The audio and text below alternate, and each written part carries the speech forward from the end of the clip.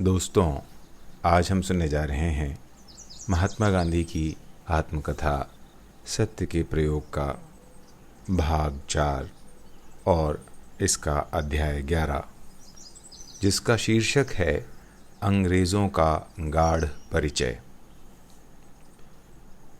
इस प्रकरण को लिखते समय ऐसा समय आ गया है जब मुझे पाठकों को ये बताना चाहिए कि सत्य के प्रयोगों की ये कथा किस प्रकार लिखी जा रही है। ये कथा मैंने लिखनी शुरू की थी तब मेरे पास कोई योजना तैयार न थी।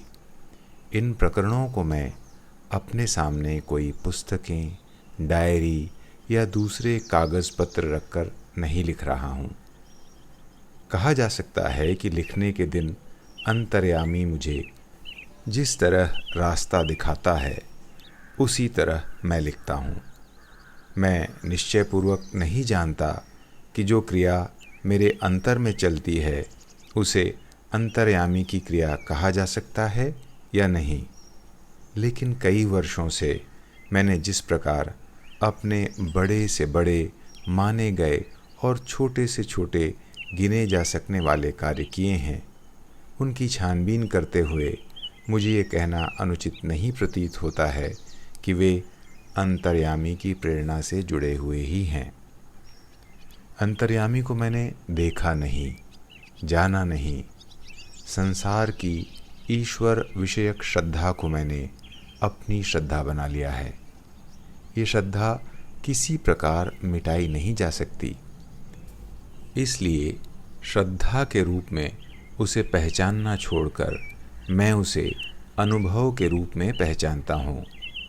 फिर भी इस प्रकार अनुभव के रूप में उसका परिचय देना भी सत्य पर एक प्रकार का प्रहार है।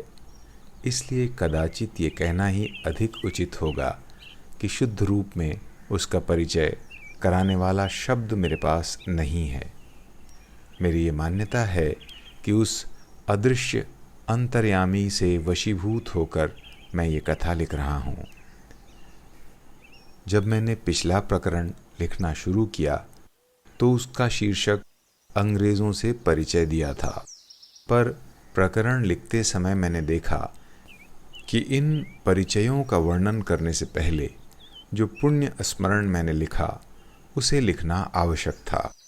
अतएव वह प्रकरण मैंने लिखा और लिख चुकने के बाद पहले का शीर्षक बदलना पड़ा। अब इस प्रकरण को लिखते समय एक नया धर्म संकट उत्पन्न हो गया है। अंग्रेज़ों का परिचय देते हुए क्या कहना और क्या न कहना, ये महत्व का प्रश्न बन गया है। जो प्रस्तुत है वह न कहा जाए तो सत्य को लांछन लगेगा, पर जहाँ इस कथा को लिखना ही कदाचित प्रस्तुत न हो, वहाँ प्रस्तुत अप्रस्तुत के बीच झगड़े का एकाएक फैसला करना कठिन हो जाता है। इतिहास के रूप में आत्मकथा मात्र की अपूर्णता और उसकी कठिनाइयों के बारे में मैंने जो पढ़ा था उसका अर्थ आज मैं अधिक समझता हूँ। मैं ये जानता हूँ कि सत्य के प्रयोगों की इस आत्मकथा में जितना मुझे याद है उतना सब मैं हरगिज़ नहीं दे सकता हूँ। कौन जानता है कि सत्य का दर्शन कराने के लिए मुझे कितना देना चाहिए, अथवा न्याय मंदिर में एकांगी और अधूरे प्रमाणों की क्या कीमत आंकी जाएगी। लिखे हुए प्रकरणों पर कोई फुर्सत वाला आदमी मुझसे जिरह करने बैठे तो वह इन प्रकरणों पर कितना अधिक प्रकाश डालेगा, और यदि वह आलोचक की दृष्टि से इसकी छानबीन करे तो कैसी कैसी पोलें प्रकट करके दुनिया को हंसावेगा और स्वयं फूलकर कुप्पा बनेगा। इस तरह सोचने पर क्षण भर के लिए मन में यही आता है कि क्या इन प्रकरणों का लिखना बंद कर देना ही अधिक उचित होगा। किंतु जब तक आरंभ किया हुआ काम स्पष्ट रूप से अनीतिमय प्रतीत न हो तब तक उसे बंद न किया जाए। इस न्याय से मैं इस निर्णय पर पहुंचा कि अंतर्यामी रोकता नहीं उस समय तक ये प्रकरण मुझे लिखते रहना चाहिए। ये कथा टीकाकारों को संतुष्ट करने के लिए नहीं लिखी जा रही है, सत्य के प्रयोगों में यह भी एक प्रयोग ही है। साथ ही लिखने के पीछे ये दृष्टि तो है ही कि इसमें साथियों को कुछ आश्वासन मिलेगा। उसका आरंभ ही उनके संतोष के लिए किया गया है। यदि स्वामी आनंद और जयराम दास मेरे पीछे न पड़ जाते तो कदाचित ये कथा आरंभ ही न होती। अतएव इसके लिखने में यदि कोई दोष हो रहा हो तो उसमें वे हिस्सेदार हैं। अब मैं शीर्षक के विषय पर आता हूँ। जिस प्रकार मैंने हिंदुस्तानी मुहर्रिरों और दूसरों को घर में अपने कुटुंबियों की तरह रखा, उसी प्रकार मैं अंग्रेज़ों को भी रखने लगा। मेरा ये व्यवहार मेरे साथ रहने वाले सब लोगों के अनुकूल न था, पर मैंने उन्हें हठपूर्वक अपने घर पर रखा। कह नहीं सकता कि सबको रखने में मैंने हमेशा बुद्धिमानी ही की थी। कुछ संबंधों के कड़वे अनुभव भी प्राप्त हुए, किंतु ऐसे अनुभव तो देशी विदेशी दोनों के संदर्भ में हुए। कड़वे अनुभवों के लिए मुझे पश्चाताप नहीं हुआ, और ये जानते हुए कि मित्रों को असुविधा होती है और कष्ट उठाना पड़ता है, मैंने अपनी आदत नहीं बदली और मित्रों ने उसे उदारतापूर्वक सहन किया। नए नए मनुष्यों के साथ संबंध जब दुखद सिद्ध हुए हैं, तब उनका दोष उन्हें दिखाने में मैं हिचकिचाया नहीं हूँ। मेरी अपनी मान्यता है कि आस्तिक मनुष्यों में, जो अपने में विद्यमान ईश्वर को सब में देखना चाहते हैं, सबके साथ अलिप्त होकर रहने की शक्ति आनी चाहिए।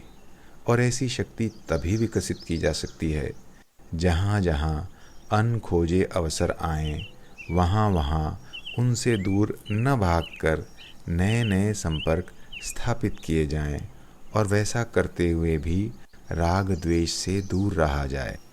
इसलिए जब बोअर ब्रिटिश युद्ध शुरू हुआ, तब अपना घर भरा होते हुए भी मैंने जोहानिसबर्ग से आए हुए 2 अंग्रेज़ों को अपने यहाँ टिका लिया। दोनों थियोसॉफिस्ट थे। उनमें से एक का नाम किचन था। इनकी चर्चा हम आगे भी करेंगे। इन मित्रों के सहवास ने भी धर्मपत्नी को रुलाया ही था। मेरे कारण उनके हिस्से में रोने के अनेक अवसर आए हैं। बिना किसी पर्दे के इतने निकट संबंध में अंग्रेज़ों को घर में रखने का ये मेरा पहला अनुभव था।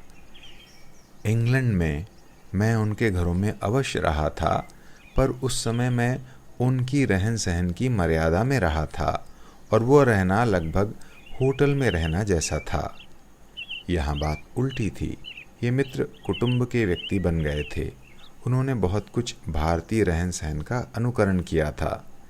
यद्यपि घर के अंदर बाहर का साज सामान अंग्रेज़ी ढंग का था, तथापि अंदर का रहन सहन और खान पान आदि मुख्यतः भारतीय थे। मुझे याद है कि इन मित्रों को रखने में कई कठिनाइयाँ खड़ी हुई थीं, लेकिन मैं ये अवश्य कह सकता हूँ कि दोनों व्यक्ति घर के दूसरे लोगों के साथ पूरी तरह हिल मिल गए थे। जोहानिसबर्ग में ये संबंध डरबन से भी अधिक आगे बढ़े। साथियों, अभी हमने सुना महात्मा गांधी की आत्मकथा का भाग 4 और अध्याय 11। इस सुंदर पुस्तिका का अनुवाद किया श्री काशीनाथ त्रिवेदी जी ने।